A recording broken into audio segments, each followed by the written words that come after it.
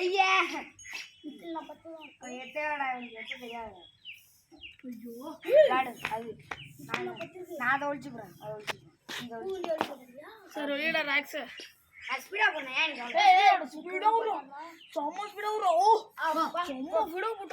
கல்லு நின்னாட்டு நறாடிடும் எங்க கிடக்குறானா.